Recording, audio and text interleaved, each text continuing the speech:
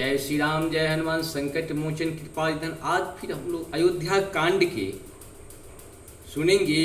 दोहा 7 से लेकर के 7, 8, 9 3 ठो दोहा का हम लोग प्रत्येक दिन का अपना जो है एक शेड्यूल बनाए हुए हैं, ताकि छोटे समय में हम लोग को बहुत सारा ज्ञान हो जाए। प्रभु का कृपा ऐसा ही बरसते रहे, और जब तक प्रभु का कृपा नहीं होता है तब तक न हम लोग कुछ कर सकते हैं, न सुन सकते हैं, न बोल सकते हैं, क्योंकि सब कुछ तो उन्हीं का दिया हुआ है। उन्हीं के ऊपर समर्पण, उनके चरणों में समर्पण करें हम लोग अपनी वाणी को, अपने विवेक को, अपने विचार को, अपने विश्वास को, साथ साथ प्रभु का ध्यान करते रहे। यही हम लोग का कर्तव्य भी है, ये हम लोग का धर्म भी है और कर्म भी है, सब कुछ है। अपना कर्म तो है, चलता भी रहेगा, और शास्त्र के साथ रहने से हम लोग 3 तो ताप से तो जरूर, मानसिक, शारीरिक, आर्थिक 3 ताप से हम लोग दूर रहते हैं, अगर अपने शास्त्र के साथ, धर्म के साथ रहते हैं। शुरू करते हैं अयोध्या कांड के। यही अवसर मंगल परम सुन रहसहु, अरनिवासु शोभत लखे विधु बढ़त जनु, बारिद बीते बिलासु। इस समय यह परम मंगल समाचार सुनकर सारा रनिवास हर्षित हो उठा, जैसे चंद्रमा को बढ़ते देखकर समुद्र में लहरों का विलास आनंद सुशोभित होता है। प्रथम जाए जिन बचन सुहानाए, भूषण बसन भूर तिन पाए, प्रेम पुलक के तन मन अनुरागा, मंगल कलश सजन सब लागे। शब ने पहले रनिवास में जाकर जिन्होंने ये वचन समाचार सुनाए, उन्होंने बहुत से आभूषण और वस्त्र पाए। रानियों का शरीर प्रेम से पुलकित हो उठा और मन प्रेम में मग्न हो गया। वे सब मंगल कलश सजाने लगी, चौके चार सुमिंद्रा पूरी, मणि में विविध भांति अतिरोरी। आनंद मगन राम महतारी, दिए दान बहु विप्रहकारी। सुमित्रा जी ने मणियों के, रत्नों के बहुत प्रकार की अत्यंत सुंदर और मनोहर चौक पूरी आनंद में मग्न हुए। श्री रामचंद्र जी की माता कौशल्या ने ब्राह्मणों को बुलाकर बहुत दान दिए। पूजी गाम देवी सुरनागा, कहूँ बहुरी देन बलि भागा, जही विधि होय राम कल्याणु, देहु दया करि सो वरदान।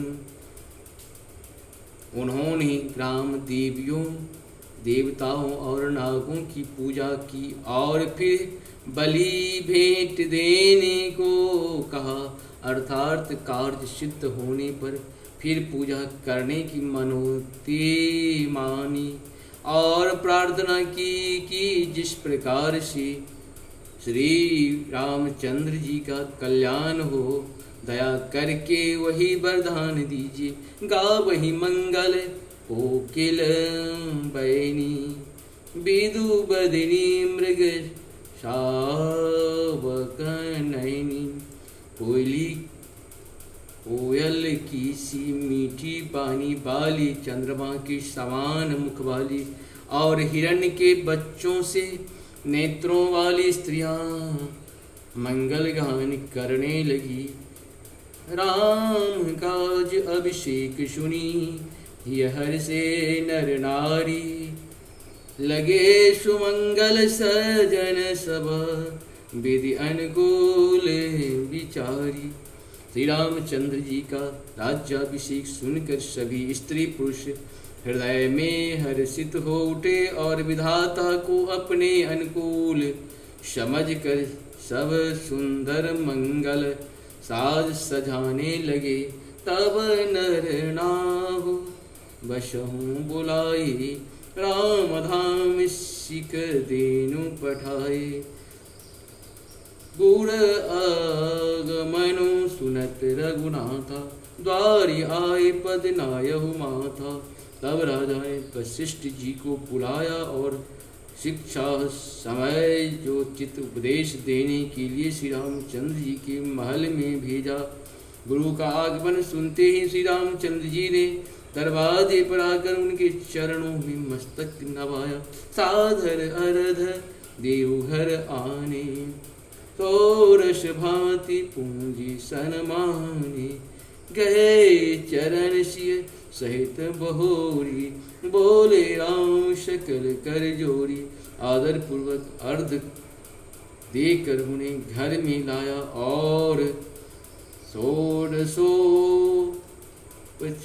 से पूजा करके उनका सम्मान किया। फिर सीता जी सहित उनके चरण स्पर्श किए और कमल के समान दोनों हाथों को जोड़कर श्री राम जी बोले, सेवक सदन स्वामी आगमनु, मंगल मूल अमंगल दमनु, तदपि उचित जनु बोले सप्रीति, पठयहि काज रात असिनीति।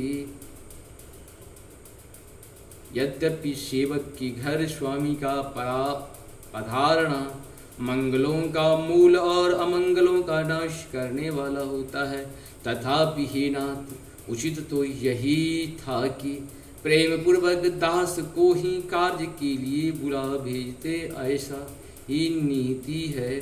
प्रभुता तजी प्रभु किन्न शने हो, भयहु पुनीत आजु यह गेहु, आयसु होए सो करहु गोसाई, सेवक लहे स्वामी सेवकाई। परंतु प्रभु आपने प्रभुता छोड़कर स्वयं यहाँ पधार कर जो स्नेह किया है, इससे आज यह घर पवित्र हो गया। हे गोसाई, अब जो आज्ञा हो मैं वही करूं। स्वामी की सेवा में ही सेवक का लाभ है। सोनू स्नेह शाने बचन, मुनि रघुबर ही प्रशंस, राम कष्ण तुम कहूँ, अस हंस बस अब स्तंत। मंगल भवन मंगलहारी, द्रव सुदशरथ अजिर बिहारी। श्री रामचंद्र जी के प्रेम में सने हुए वचनों को सुनकर मुनि वशिष्ठ जी ने श्री रघुनाथ जी की प्रशंसा करते हुए कहा, हे राम, भला आप ऐसा क्यों न कहें। आप सूर्य वंश के भूषण जो हैं, बरनि राम गुणशील सुभाऊ, बोले प्रेम पुलकी मुनि राव, भूप सजेव अभिषेक समाजु, चाहत देन तुम्हें युवराजु। रामचंद्र जी के गुणशील और स्वभाव का बखान कर मुनिराज प्रेम से पुलकित होकर बोले, हे श्री रामचंद्र जी, राजा दशरथ जी ने राज्याभिषेक की तैयारी की है, वे आपको युवराज पद देना चाहते हैं। राम करहु सब संजम आजू, जो विधि कुशल निवाहे काजू, गुरु सिख दे राय पही गए हूँ, राम हृदय अश विस्मय भय हूँ। इसीलिए ही राम जी आज आप उपवास हवन आदि विधि पूर्वक सब संयम कीजिए, जिससे विधाता कुशल पूर्वक इस काम को निवाह दे, सफल कर दे। गुरु जी शिक्षा देकर राजा दशरथ जी के पास चले गए। श्री रामचंद्र जी ने हृदय में यह सुनकर इस बात का खेद हुआ, जन में एक संग सब भाई, भोजन सहने लरिकाई, करने वेद उपवीत ब्याह, संग संग सब भयहु छाह। हम सब भाई एक ही साथ जन्मे, खाना सोना लड़कपन के खेल कूद, कन छेदन यज्ञोपवीत और विवाह आदि उत्सव सब साथ साथ ही हुए। विमल वंश यहो अनुचित एको, बंधु विहाय बरहि अभिषेको, प्रेम सम प्रेम पचिताने सुहाई।